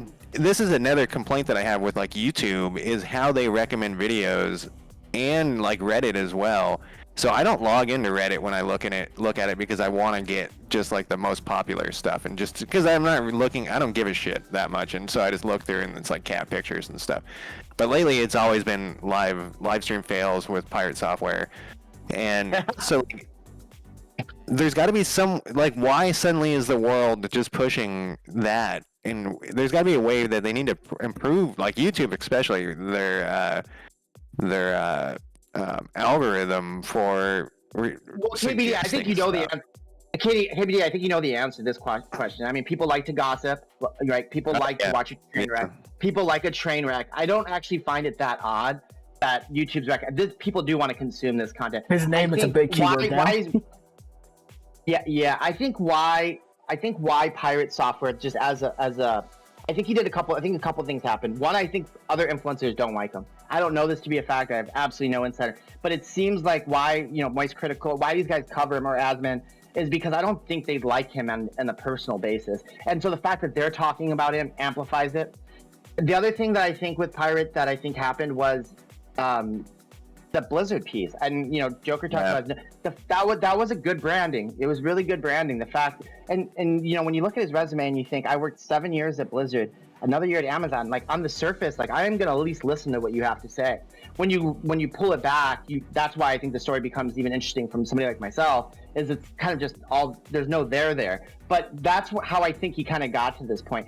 The last thing I want to say on, as it relates to him, and we've talked about this a couple times, I've never met, I can't venture to guess this ambiguous narcissistic personality, but I don't know what's going on in his head. Like, it seems to me, and this is just a raw take, I think he thinks he's the shit. I think he thinks he's the most important person in the world, and that he's always right. And that's why we see that in real time. In that he can't learn from anybody or something like that. Because there's no real reason for why he can't, for example, take ownership of any of like his history. You know what I mean? The only thing I can think of is like, you guys aren't as smart as me. I'm smarter, and so what I say is what matters. And I even if people are talking to him, right? Like, he just can't hear it. I think that's also, you mentioned something earlier, and I was like, wait, this is part of it, and I already forgot what you said. Except that I thought of my response. I remembered my response is that I think also we really want to see someone arrogant get taken down. Yeah. Even if it's not justified. That's the thing, is I kind of like, that's why I keep saying I feel sorry for him. Is he's kind of a dickhead, but like getting swatted and. Swatted, you know what I mean? If he and like Sting said, it's all over. This all started over a failed WoW raid. Like, it just seems so.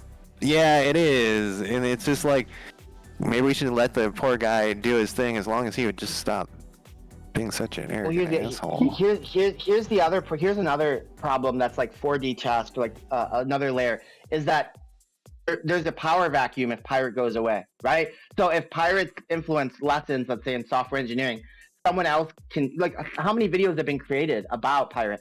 So the point is that like people can elevate based on him going down. So that's like additional incentive for people to talk about. You know what I'm saying?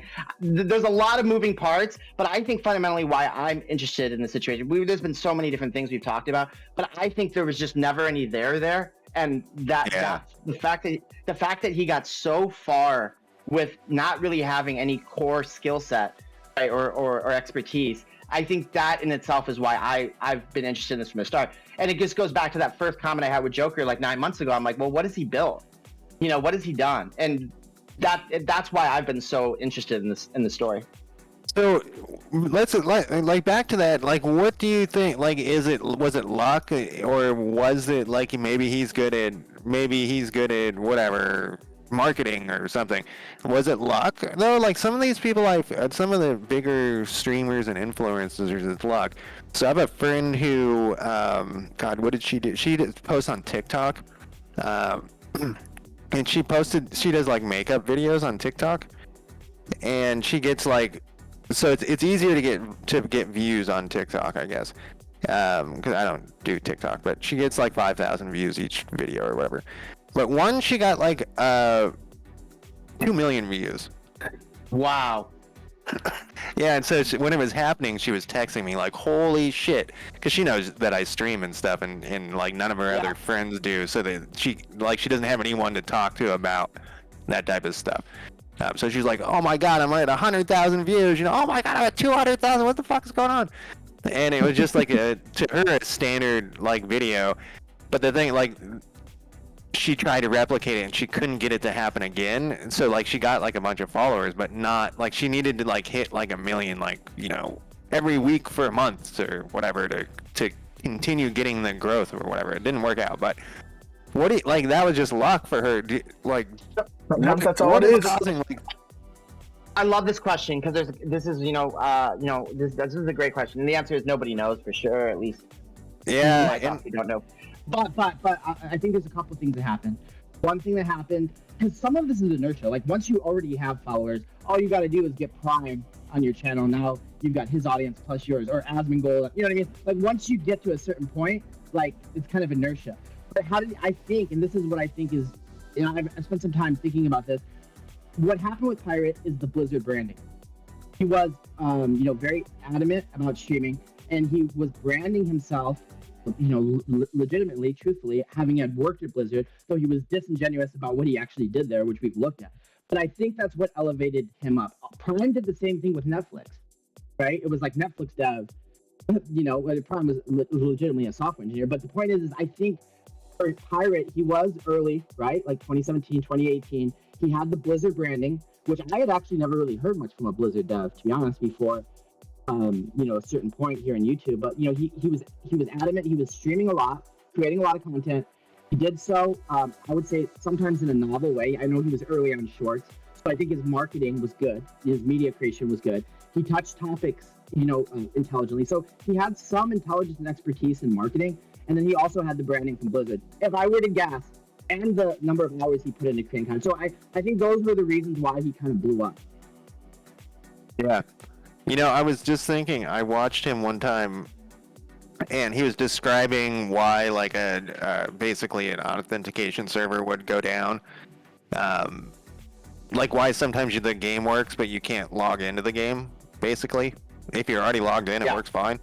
And he like, busted out his little whiteboard, and you know, he was drawing arrows and stuff. You know, I guess that's his thing. Yeah. But he actually wasn't like 100% right on what he was saying, which I just assumed he was making it dumber so that the chat could, you know. But the thing was that the authority actually reminds me of ChatGPT. Now I was just thinking, like, this popped in my head, like, you know how ChatGPT says this like they're authoritarian, not authoritarian. Naughty. Yeah, and they're a naughty authoritarian.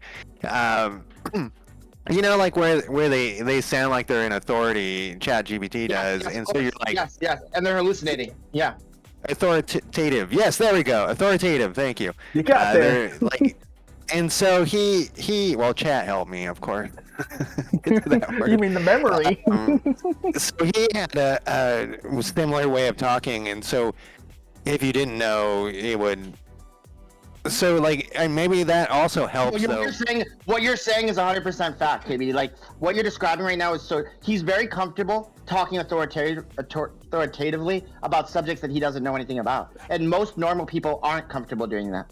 You know, like, KBD, you did that social engineering, but you would never call yourself a hacker. Like, he's very comfortable. Exactly. He's very comfortable, right? Purporting to be an expert on stuff that he doesn't know, and yeah, that helped him for sure. For sure, that helped him. Yeah, and so I think that also, like, though, if you watch a stream, like, so at the time when I watched him, I didn't have any negative feelings about him for this particular thing. So I was just like, oh yeah, he's showing people how this works, and it makes sense. And so then you feel like you're getting to see under the cover of video games too. So I think that's something that a lot of people, true. like to see. Like they don't understand that there's two servers that you know, or whatever. So I don't know. A little bit of experience in game development, let's say, goes a long way to the general public if they see it. So, like, even though to us or somebody who's more seasoned, it's not that meaningful, the fact that he was reaching an audience, let's say normal or normies or non-technical people, it sounded a lot more, let's say, expert than maybe it is because of the audience. And they like to know.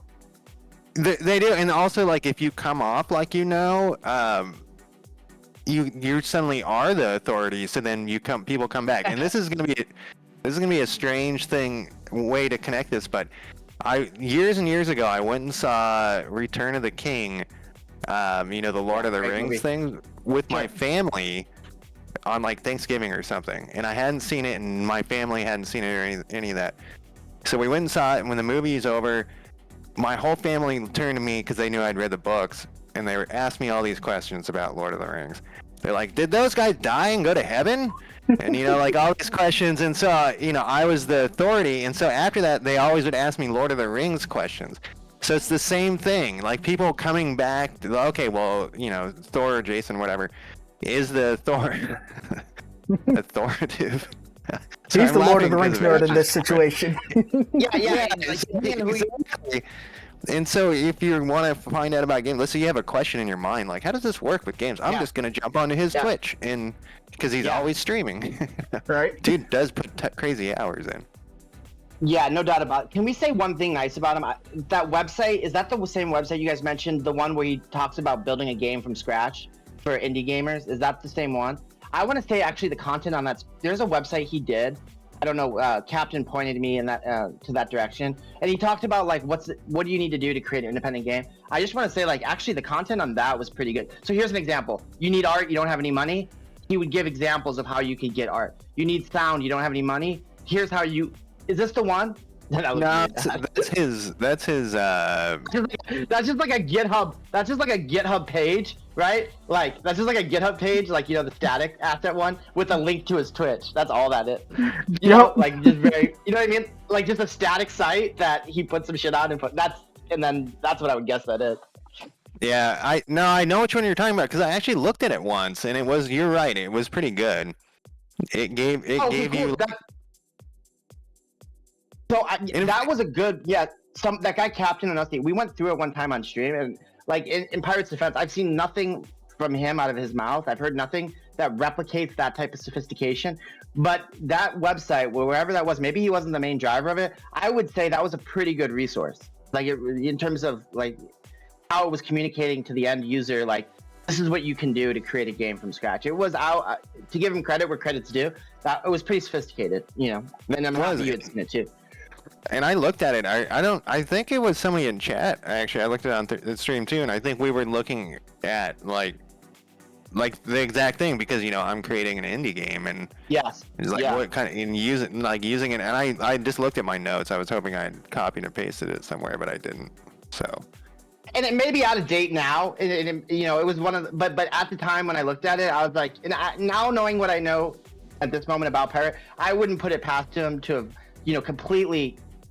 Gained a lot of the resources for that from somebody else. Like that's where I'm at with him. Like in terms of like to take someone else's list.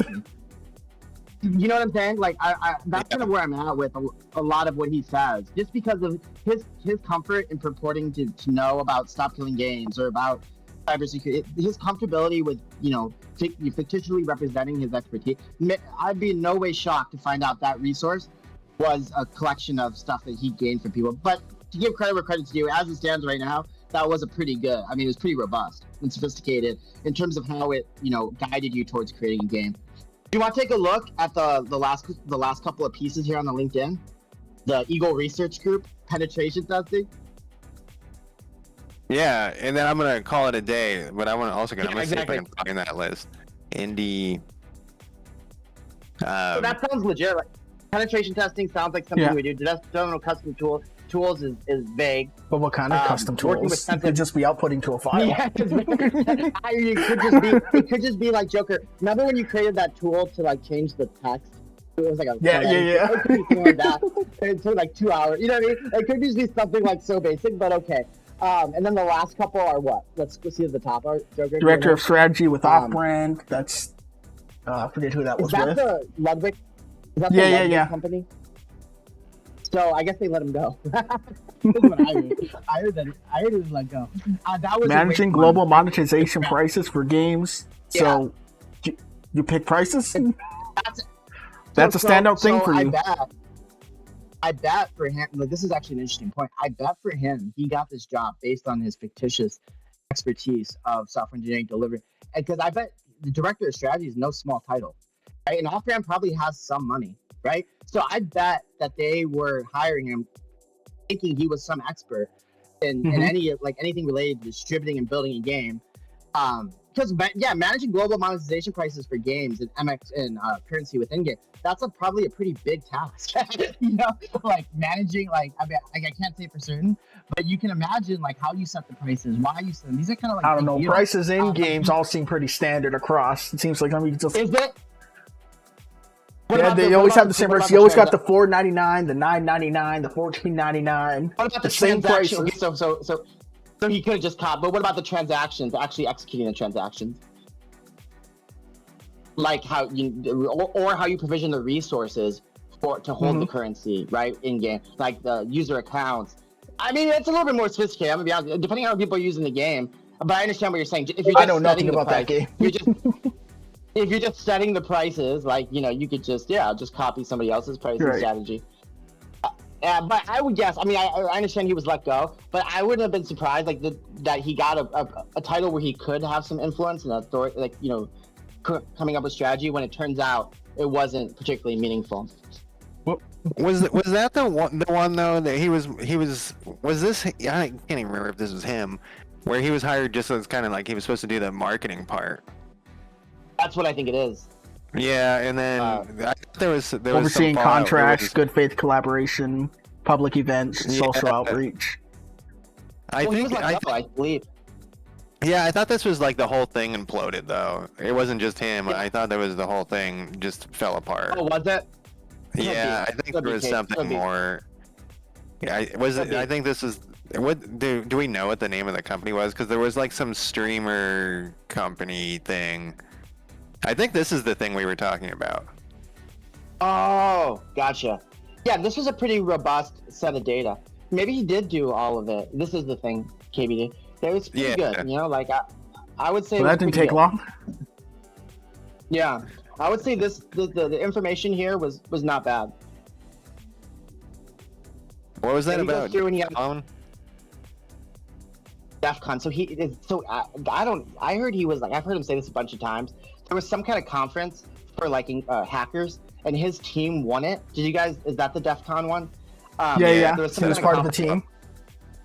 I don't believe any of that for a second. Maybe they did win an award, but I can't believe for a second it was because of his. We didn't talk about this one.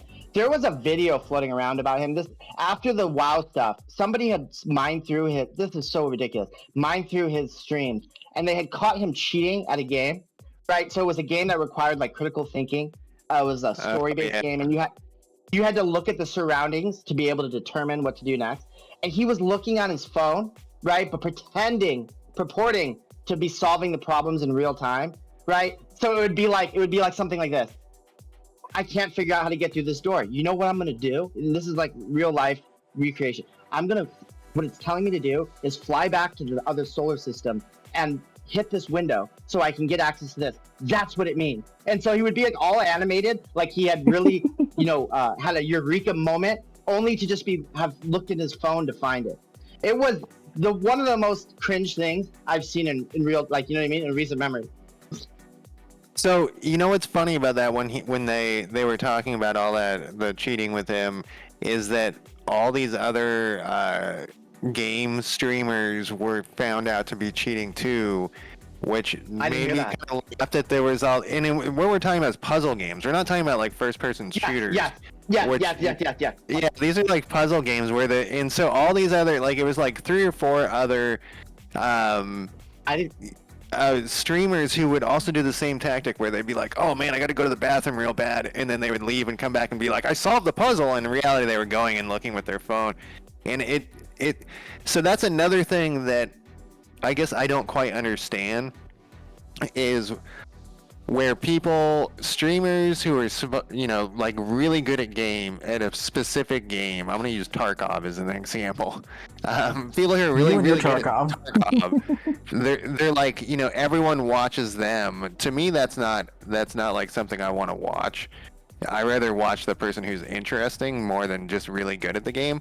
So then there are this is back to people getting famous. There's people who have cheated at games, including Tarkov. Obviously Tarkov, so that they can get more viewers, and so that's that's a thing that back to how people improve their chances of becoming influencers is they cheat at the games, which I think is so crazy to me. That's I don't know. I thought the same thing when I thought about when we were just talking about this cheating. I was immediately reminded of what you were saying earlier. about these like cheat codes people have to increase their influence. I was immediately thought about that, and you know what? It kind of reminds me when I was an undergrad, I was an engineering student, and engineering school was really hard, right? Like the first 2 years of like I'd read out classes. And I remember spending my weekend studying and working on projects, and I come to find out that I was doing it all independently. But I come to find out that everybody who was succeeding at the same level I was working with each other. So like I would spend all weekend working on this problem set, and they would spend just a couple hours because they would want somebody would work on one problem, somebody else would work on another, and they would combine their effort. I remember thinking like, damn, I'm a sucker. And so in a sense, like what like it's almost like you can't succeed, right? Like if you don't do it don't use these like cheat code ways, you know? I don't know how true that is, but sometimes I do get that feeling. Like, so the streamer succeeded because they cheated in game. Like maybe that is the only way forward. Like realistically, the only one of the only ways forward, or at least the most effective way. But what I found cringy about Pirate was how he was purporting to have solved it. It was just so cringe to watch. Oh, you know what? What I need to do, and that's like he was like so like pretending aloud that he had figured out. It was just so ridiculous, you know. Man, when I was streaming a lot on my other channel, when I ran into puzzles, I just looked like a fool on the internet. Well, I'm very comfortable on my stream, like, not knowing stuff, like I'm very comfortable with that.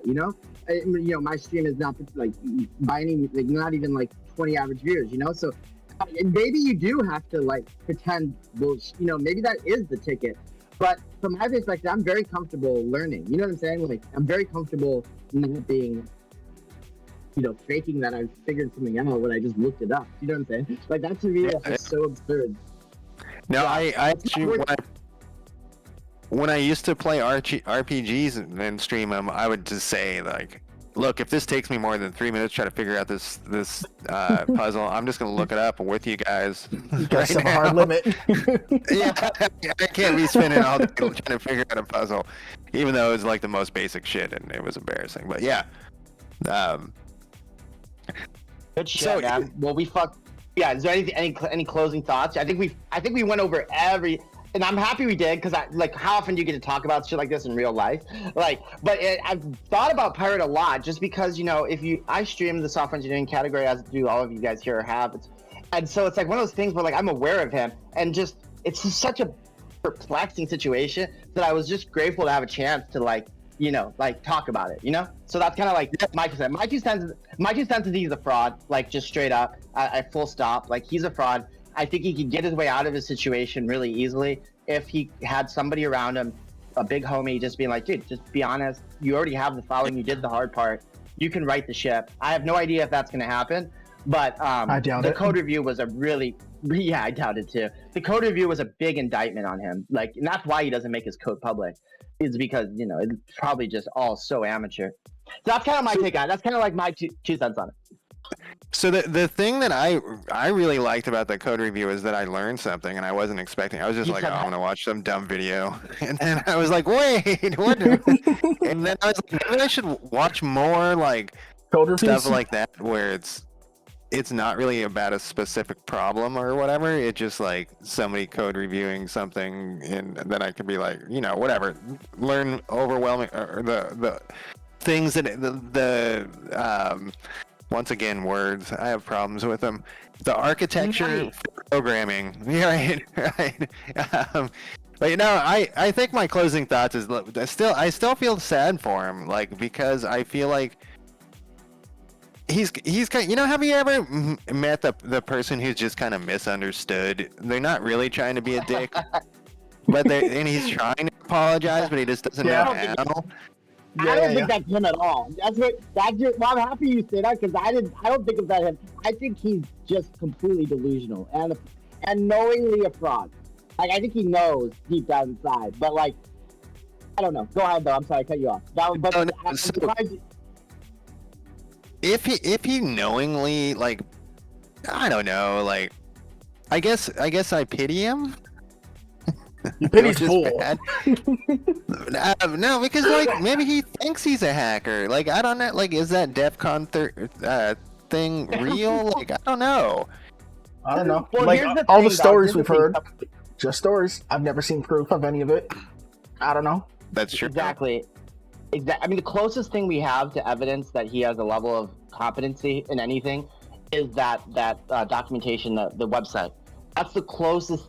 That's where he speak. You know, there's some evidence that some thought, let's say, in expertise was crafted, but his GitHub is empty. His code, he doesn't release it, but the code that we see is just amateur by any measure, amateur. The DEF CON stuff is just what you guys said, a story. You know what I mean? Like, there's no, like, if you were to look at my career, like at GitHub, you would just see stuff. You would see like, and you could make a call whether or not you think it's good or not. You know what I'm saying? Like, there's plenty. With his situation, he's very careful. He's very guarded about it, which is a little bit suspect.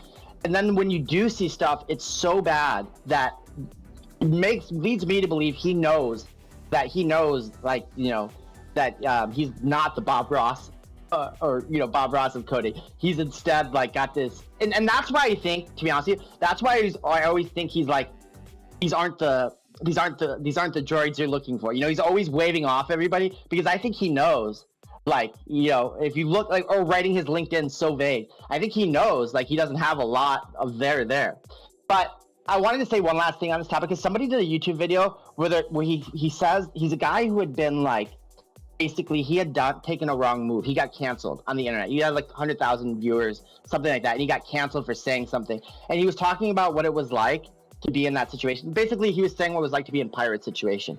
And he says it's such an abysmal, so taking pity on pirate, I don't know what it's like to have the whole internet hate me, or a good portion of it. You know what I'm saying? I can't speak to what that feels like, but in my head, I think that it's probably, it deserves some pity. You know, like, I mean, it's not good to gang up on people. You know what I'm saying?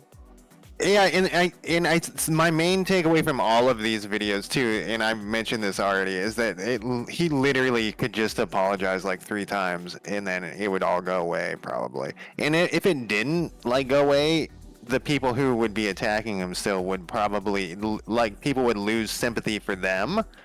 You know what I mean? Like, because you have to kind of, like, the Coding Jesus guy seemed nice. You know what I mean? Like, he didn't seem like he was trying to be a total assool, but Coding Jesus would probably, you know, have been like, I'm not going to do a video on him. You know, like, I'm not going to do a video. He's going to... He wasn't being abusive or harassment. He was just creating content. And the other thing, too, that I wanted to say is, I wanted Joker to do this video because you know, I'm happy KBD mentioned. I'm curious to see, like, all right, the algorithm's loving pirate software. If Joker, who has a non-zero audience, you know, a couple thousand subs, if he creates a video, what kind of numbers could result? You know what I'm saying? That's one of the. I'm very curious. I'm very curious to see, like, what could happen. You know what I mean? Well, if there's a YouTube video, you know what I mean? Like, I'm very curious to see what could be the result. Who knows? I remember when I got a shout out from one video that was just pointing out different channels and some content, because I think they were new to Gato at the time, but they just pointed me out in one of the things, and then I got like 100 subs in that week just from one quick point out. You know, there was on my other channel, you know, if you look for a game category on YouTube, it shows like videos about that game category. But you don't always get in that category, and I don't know how you get in or you get out of it. It just happens. Like, you select the game when you stream a video game. You know, you put that as the category. But there's like for some reason mine was put in there as the top one because it was like some unknown game, and that one, like, I got like I think that's like my most viewed video just because I got in the right category. I still am baffled by how it works, because the one vote shouldn't matter. Me too. You know. Me too. Yeah, it's very strange. But yeah, it was a good talk. All right. Yeah, good shit, dude. That was so fun. We'll do something else sometime, too. That was fun. Yeah, we should have like we should put a topic on once a month or something. Yeah. 2 hours. You know, 2 hours is a good. 2 hours. 2 hours is a good amount of time. It's not too much. You know, like, do a quick chat about something that's popping, see how that helps, you know, or doesn't help, you know. Just give it a go. It's fun either way, you know. Yeah, definitely. We talk about AI all the time because that's all that anyone wants to talk about now. It has been like that. It has been like that for a while. You know, I mean, look, dude. Here's the thing. On that note, like, I all my channels pretty much AI engineering at this point, and it's riding a wave. You know, like, it's riding a wave. If you're in and around, if you're a software engineer and in or around AI engineering, like, if your life is gonna be better, you're gonna have more opportunities. You're gonna work on cooler projects. You know what I'm saying? Like, if I was just doing what I did 5 years ago, it wouldn't be very fulfilling from a professional standpoint. All the energy, all the money is in AI right now for software engineering, you know. So that's kind of why I stick to those topics. Not because I love AI, you know. I don't. You're just the expert. no, not an expert. Yeah, he's the expert. Not an expert by any means. Just a contributor. Stinkawinks, we're gonna do 2 hours of paid promotions. No, I would not do a paid promotion. Oh my god, that would be so And today's awful. Devcast was sponsored by you, the viewer. You know, I watch Angry Joe, but still his YouTube videos sometimes, and he does a paid promotion at the beginning of every one, and it makes me so sad. He's got to be. He's another person who's like 2 million YouTube followers. He's got to be making money. He doesn't even paid promotions. God. You know, I didn't get a chance to show you guys. You know, I was at a YouTube meetup last night with AVGN and Nostalgia Critic in Chicago. I'll tell you about that story some other time. If you like old school YouTubers, I'll tell you about that story some other time. But yeah, I went to a YouTube meetup last night. Wow. Yeah. We should do this again. Yep. Later, homies. All right. Good talk. to you Every year, bro. Yeah. Good talking to you. Ka-dum. All right. I think.